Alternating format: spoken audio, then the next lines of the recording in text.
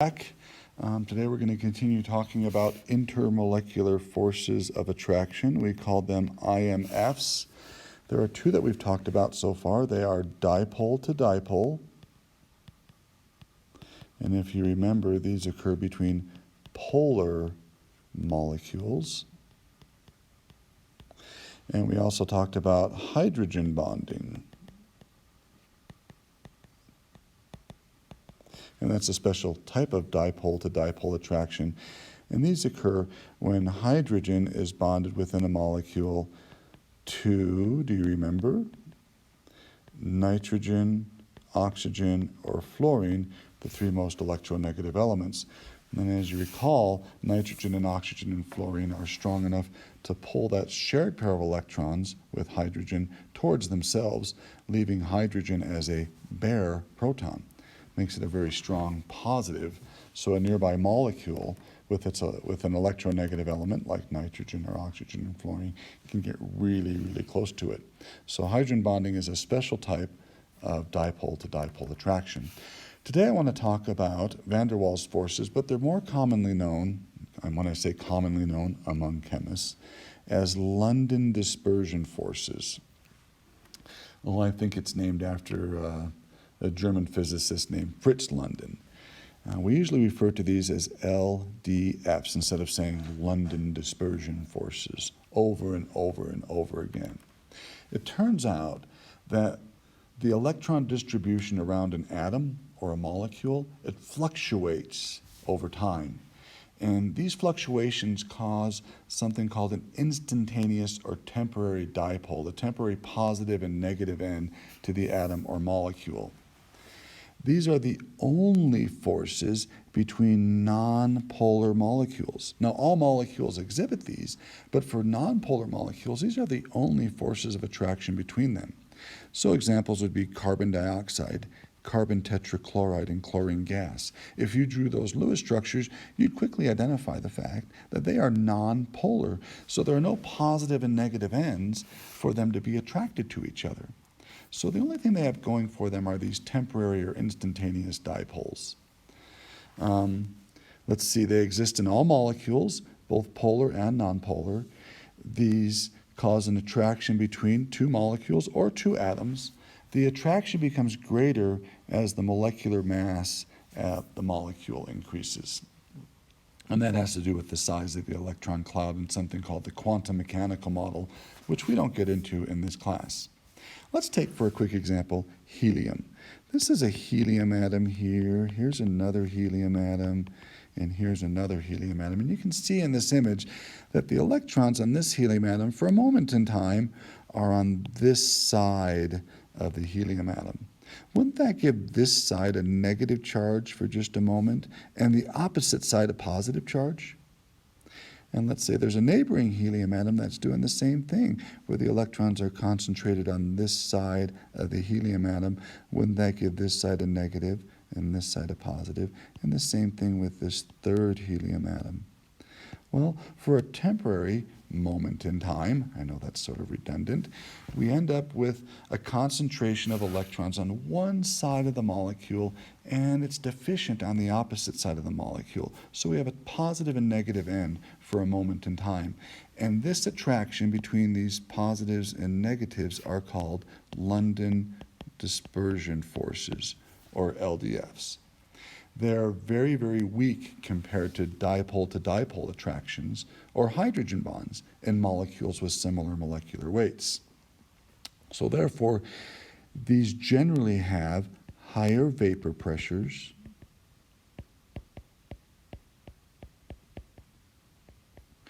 and lower surface tensions. Now, I did a video with water, and that's supposed to be an L there, sorry, and hexane that contrasted the vapor pressures and the surface tensions of these two liquids. Water is held together, the molecules, by hydrogen bonds. Hexane is nonpolar, and so these molecules are attracted to each other by LDFs. And as you recall, the hexane evaporated very quickly, and it didn't form a bead when I put drops of hexane on the surface of my desk. It sort of flattened out, and that's due to its low surface tension. So, to recap, London dispersion forces occur with all molecules, whether they are polar or nonpolar. Remember that. However, they're the only force of attraction that we're going to see between nonpolar molecules. Now, these LDFs do increase as the molecular weight of the molecule does increase, and that has to deal with the size of the electron cloud in something called the quantum mechanical model.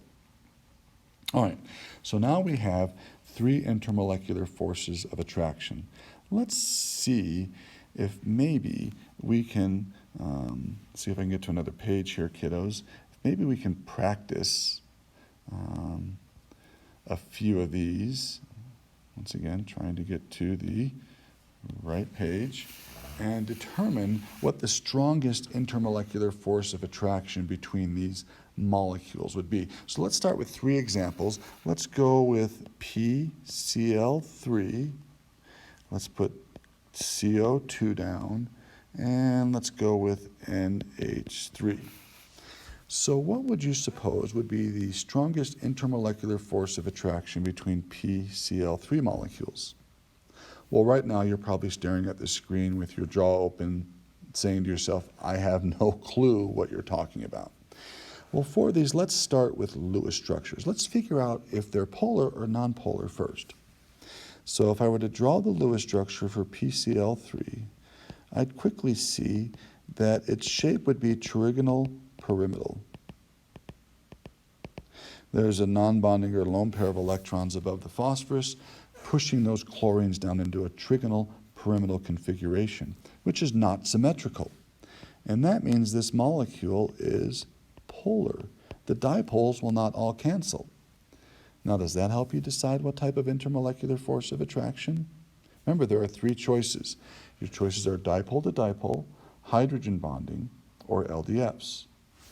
Well, if it's a polar molecule, I hope you said dipole to dipole. And that would be correct. There's a positive and negative end of this molecule, and when that happens, we call that a dipole to dipole attraction. Okay, next step, CO2. Once again, you're saying, I have no clue, Mr. Hummer. That's okay. Let's start by drawing its Lewis structure. Now, I'm drawing these Lewis structures pretty quickly because I've drawn them for years. When you do it, go ahead and take your time in drawing them. There's no rush. But when you draw the Lewis structure for carbon dioxide, you see that it's linear. There are no non-bonding electrons above the central atom carbon. None here, and there are none there. So this molecule is linear, which is nice and symmetrical, isn't it? That means the dipoles cancel, and this molecule is non-polar. So think about the intermolecular force of attraction between non-polar molecules. Did you arrive at the fact that this would be LDFs, London Dispersion Forces? It's the only force of attraction that nonpolar molecules have. Okay, next up, NH3. Maybe you're getting sort of good at this because I think some of you might have come up with the answer. In fact, maybe you don't even have to draw the Lewis structure for this one. Let's draw it anyway. Don't we have nitrogen bonded to 3 hydrogens? And there's a lone pair above the nitrogen that pushes those hydrogens once again into a trigonal pyramidal shape, and that makes it polar. So some of you say to yourself, okay, got it, polar, it's dipole to dipole. Well, wait a minute. Aren't there some special dipole to dipole situations you run into when hydrogen is bonded to either N, O, or F? Doesn't that leave the hydrogen as a bare proton? And that's a special type of intermolecular force of attraction, which we call hydrogen bonding. So the strongest intermolecular force of attraction in the NH3 molecules would be H bonds. Okay, we've done 3, and I know you're dying to do a few more. So let me throw a few more down here for you. We'll see if you're getting any better. Let's try sulfur trioxide, Let's try oxygen dichloride, and let's try H2S, hydrogen sulfide. Now this might be a good time to pause the video and try doing these three on your own, and then playing it again and seeing how well you did. Now I'm not going to pause, I'm just going to go ahead and do it. But you should pause the video here, try these, and see if you've learned anything today. Are you ready? Okay, here we go. Sulphur trioxide. Did your Lewis structure look something like this? Now I'm not going to draw what's called resonance structures, I'm just going to draw this structure for sulfur trioxide. We end up with that. There are no non-bonding or lone pairs above the sulfur to push that down into a pyramid shape. So the shape of this, kiddos, if you remember, is trigonal planar, which is nice and symmetrical. So the dipoles cancel. So this is non-polar. So if it's non-polar, the intermolecular force of attraction can only be, that is right, LDFs. Okay, let's try OCl2.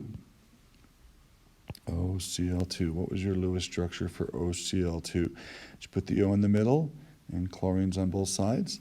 I think you ended up with 20 valence electrons, so I believe that allowed for nice, pretty single bonds. We have two non-bonding pairs on the oxygen. We end up with this. Of course, those non-bonding pairs on the oxygens, don't they push those chlorines into a bent configuration, which is not symmetrical again. So that thing is going to be polar. So the strongest intermolecular force of attraction in polar molecules would be dipole to dipole, wouldn't it?